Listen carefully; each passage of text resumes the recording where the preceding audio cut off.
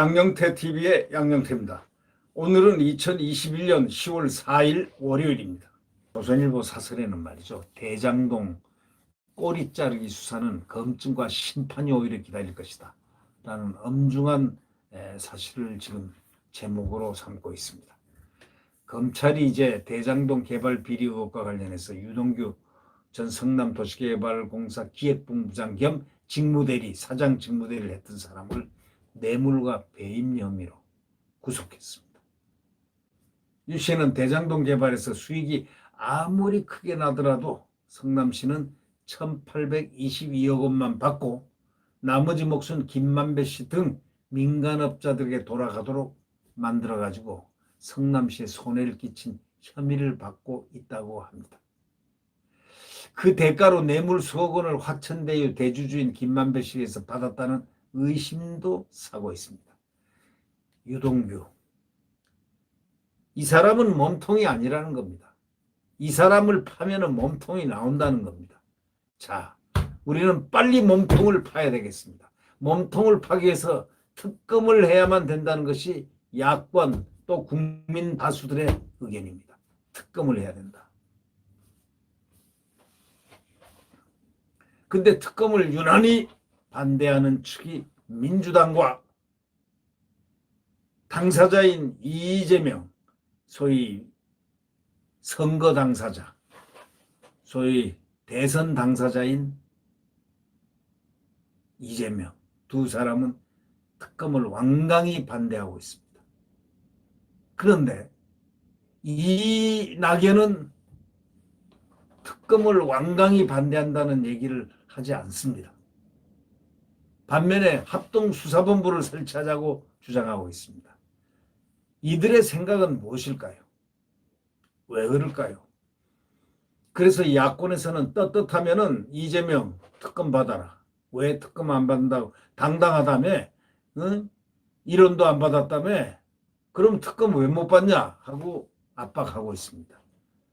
야권은 그렇게 압박합니다. 국민들도 상식적으로 그렇게 생각합니다. 아니, 당당하면 특검을 왜 못 받지? 공정한 특검을 왜 못 받지? 이렇게 얘기합니다. 자, 앞으로 이 국민들의 의혹이 사라지지 않는다면 특검으로 갈 수밖에 없다라는 논리가 나옵니다.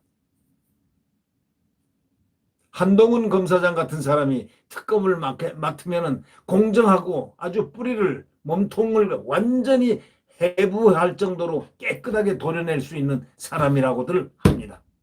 저 또한 그렇게 생각합니다. 한동훈 검사장이라면 100% 깨끗하게 그 사건 실체를 완전히 백일하에 수면 위로 끌어올리는 그러한 작업을 할 수 있는 능력의 소유자다, 이렇게 생각됩니다. 왜 특검을 안 하죠?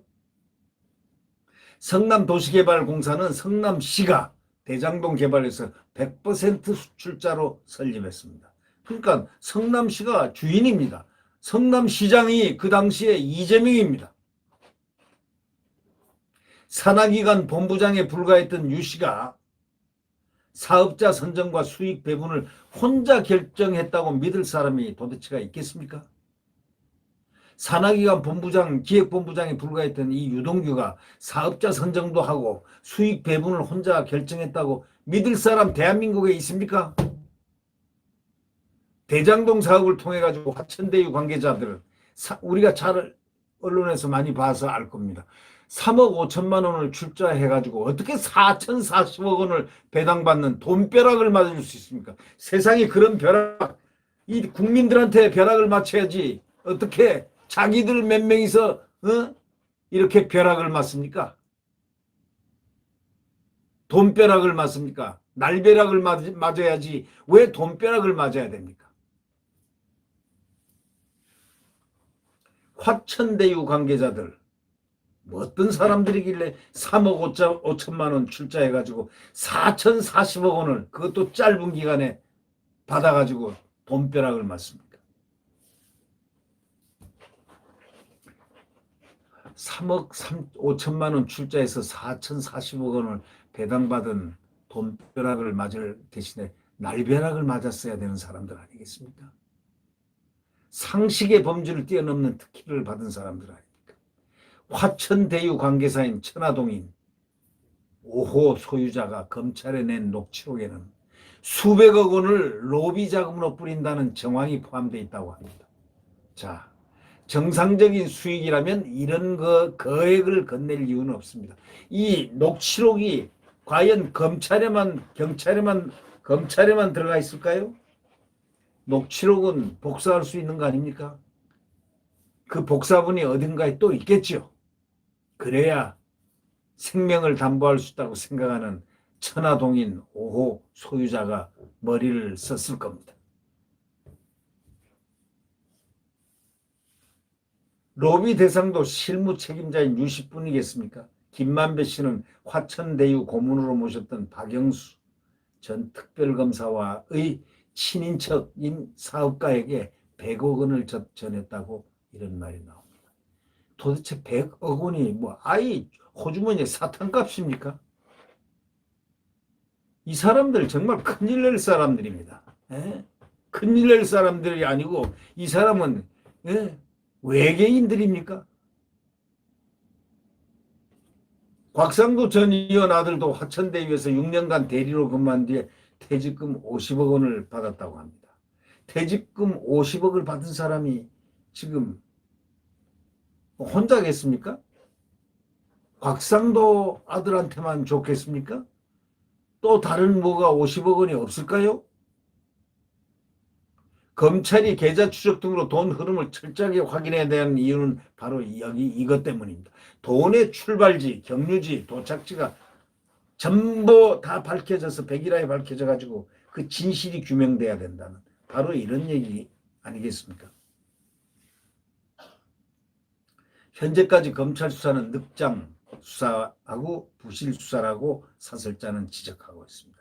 첫째, 압수수색은 의혹이 언론에 보도된 지 16일 만에야 이루어졌고, 그래서 유 씨의 거주지를 압수수색했지만 핵심 증거인 휴대폰은 유 씨가 창밖으로 던지는 바람에 확보하지 못했다고 하고, 또 유 씨가 그 전에 쓰던 휴대폰은 유 씨 측이 보관하고 있고 이 사실을 검찰에 알렸지만 검찰은 모르는 척 한다는 그런 논란도 지금 일어나고 있고, 검찰이 수사를 뭉개는 동안에 화천대유 선정에 참여한 성남도시개발공사 팀장 출신이 공사를 찾아가 사업 담당 현직 부서장과 관련 기밀 서류를 검토했다고 이 사설자는 지적하고 있습니다. 화천대유 관계사인 천화동인 4호 소유주이고 또 유 씨와 밀접한 그 남욱 변호사는 출국 금지가 되지 않는 상태에서 가족이 있는 미국으로 출국하기로 했습니다. 샌디에고, 캘리포니아 샌디에고라고 얘기합니다. 아주 좋고 기후도 좋고 휴양도시고 해양도시고 근사한 곳에 가 있는 도피, 해외 도피 등 그래서 증거인멸이라든가 조작사건 관계자들의 입맞추기와 해외 도피 등을 검찰이 거들어준 셈이라고 지금 이 사설자는 날쌔게 지금 비판하고 있습니다.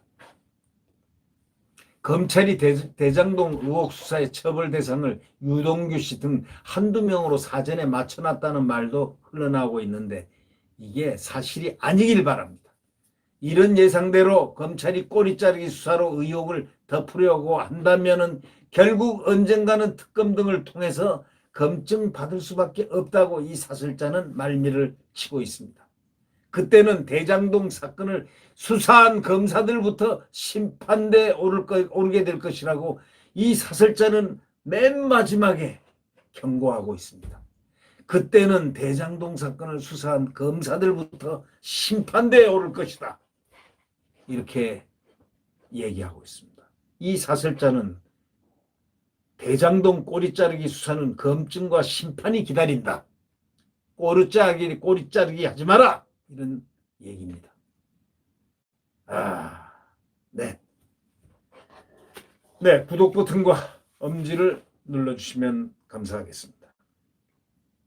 이번 정권 교체는 지금 5개월밖에 남지 않았습니다. 반드시 정권 교체를 이뤄서 대한민국 자유민주주의와 시장경제가 움트고 또 굳은 한미동맹 아래서 국가안보가 튼튼한 안보 아래 대한민국의 위대한 성장이 이루어지는 그러한 시간을 기다립니다. 그것이 내일 새벽 대한민국의 태양이 다시 떠오름과 함께 떠오를 것입니다. 네, 구독 버튼과 엄지를 눌러주시면 감사하겠습니다. 안녕히 계십시오.